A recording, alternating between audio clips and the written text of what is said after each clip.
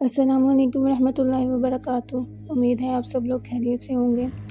हम लोगों ने पिछली वीडियो में सूरह नाज़ियात की 14 आयत को पढ़ लिया था, जिसमें अल्लाह ताला ने फ़रिश्तों की कसम खाई थी और मुशरिकीन जो मुनाफिकीन थे उनके बारे में बताया था कि वो क़यामत के बारे में कैसे मजाक उड़ा रहे थे और अगर क़यामत आएगी तो वो एक सूर फूंकने की बस मार है वो लोग। आज अल्लाह ताला ने डिफरेंट टॉपिक पे बात करें, जब मतलब कि जब कुफ़ार बहुत ज़्यादा सरकशी करने लगे, बहुत ज़्यादा मुनाफ़िक़त करने लगे, तो आगे अल्लाह ताला ने कुछ आयत में क्या फरमाया आज हम वो देखेंगे। पहले हम लोगों ने मुशरिकीन के अकायद के बारे में पढ़ा, अब आगे अल्लाह ताला दूसरी बात कर रहे हैं। अब हज़रत मूसा अलैहिस्सलाम के बारे में बताया जा रहा है। जैसे कि बताया था कि ये आयत ये नबूवत के चौथे और 5वें साल में आई थी, तो इस वक्त आप सल्लल्लाहु अलैहि वसल्लम कुफ़ार की सरकशी, कुफ़ार की नाफरमानी की वजह से थोड़े परेशान हो गए कि ये ईमान क्यों नहीं ला रहे, इनको इतना कुछ बताया जा रहा है, ये मजाक उड़ा रहे हैं। तो अल्लाह ताला ने उनकी काउंसलिंग करने के लिए उनकी ताला ने हज़रत मूसा अलैहिस्सलाम की मिसाल की, और ये एक बहुत अच्छा तरीका है कि अगर आप किसी को मतलब कोई मायूस हो, कोई परेशान हो, आप उसको एक ऐसी मिसाल दें जिसने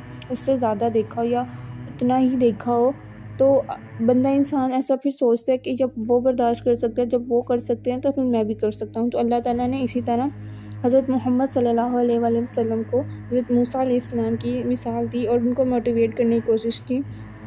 अल्लाह ताला फरमाते हैं आयत नंबर 15 में सूरह नाज़ियात की, हल अताका हदीसु मूसा, आप तक मूसा अलैहिस्सलाम की खबर पहुँची। अल्लाह ताला आप सल्लल्लाहु अलैहि वसल्लम से मुखातिब है।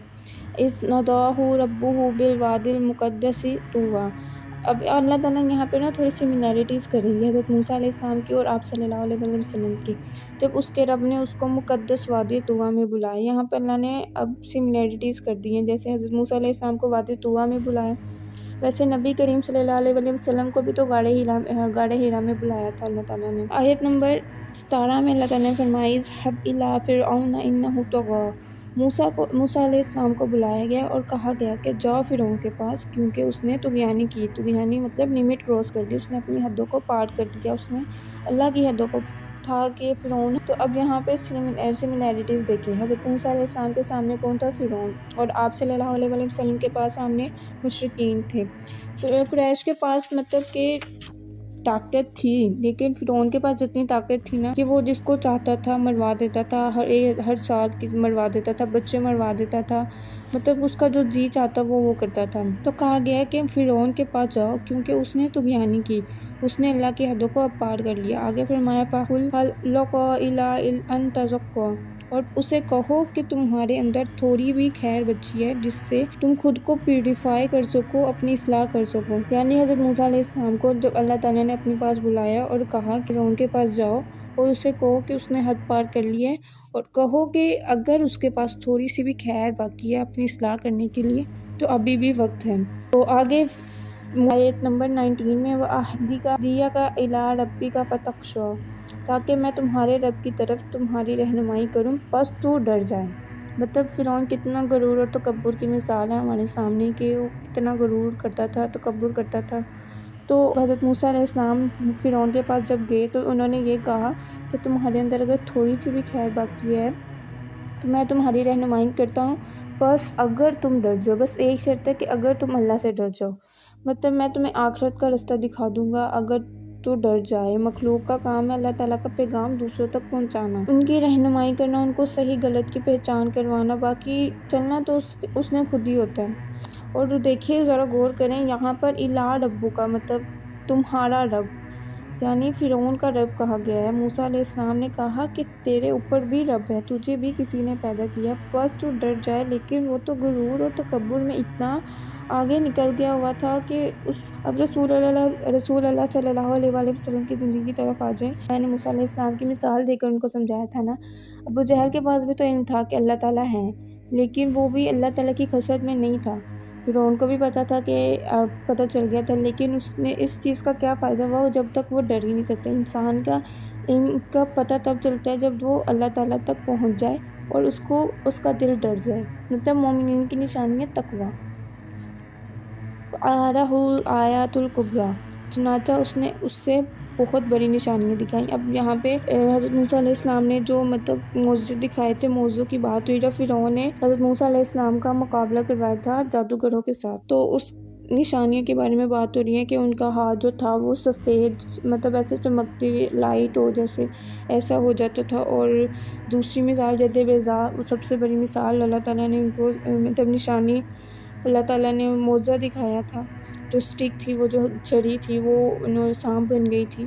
مطلب اس کے علاوہ بھی وہ انہوں نے جو پتھر پہ ہاتھ مارا تھا تو وہ پتھر مطلب سوکھے پتھر پہ ہاتھ مارا تھا تو وہ چشمے پھوٹنے لگ گئے تھے اس سے، اور اس سے بھی بڑی بڑی نشانیاں بہت دکھائیں۔ لیکن مطلب فرعون نے مقابلہ جب کروا دیا تو حضرت موسیٰ علیہ السلام کے بڑے بڑے مطلب معجزے دے کر جادوگر جن کے ساتھ مقابلہ کروایا وہ بھی مان گئے کہ یہ کوئی عام چیز نہیں ہے، یہ ہر نہیں کر سکتا۔ ان کو بھی یقین آ گیا کہ ہے کوئی ذات جو مدد کر رہی ہے، اللہ تعالیٰ پہ ان کو یقین آ گیا، اور انہوں نے وہ بھی مسلمان ہو گئے۔ اب یہ لوگوں نے بھی دیکھ لیا، تو اب جب اس کے سامنے نشانیاں دکھائی گئی تو پھر فرعون نے کیا کیا، تو فَكَذَّبَ وَعَصَىٰ، اور اس نے جھٹلایا اور نافرمانی کی۔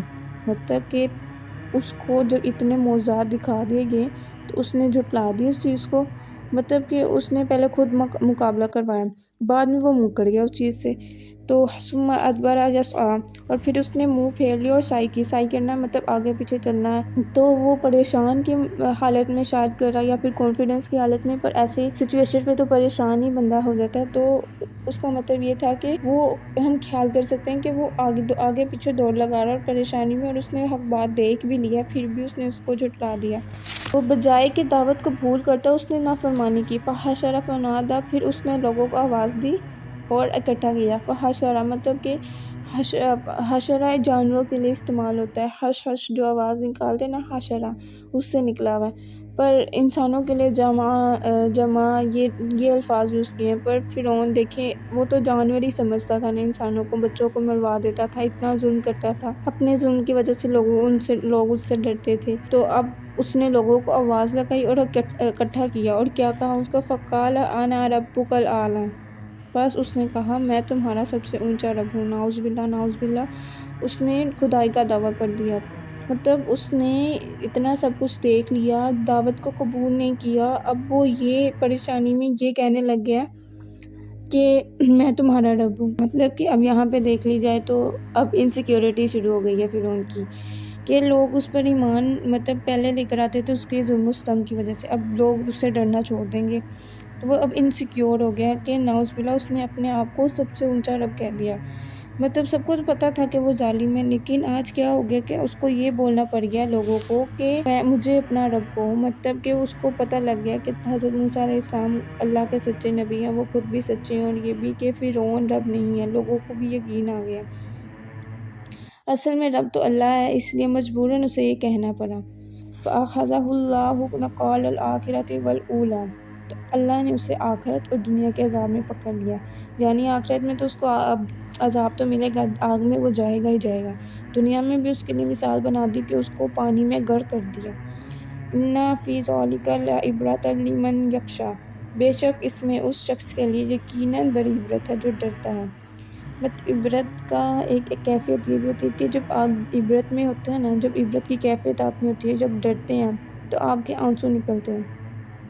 نعوذ باللہ نعوذ باللہ، فرعون نے خدائی کا دعویٰ کر لیا، اللہ نے اسے برباد کر دیا اور مثال بنا دی سب کے لیے۔ اس لیے کہتے ہیں کہ اللہ جتنا دے اتنے میں جھک جاؤ، اتنا شکر گزاری کرو، نہ کہ اس سے زیادہ کرو۔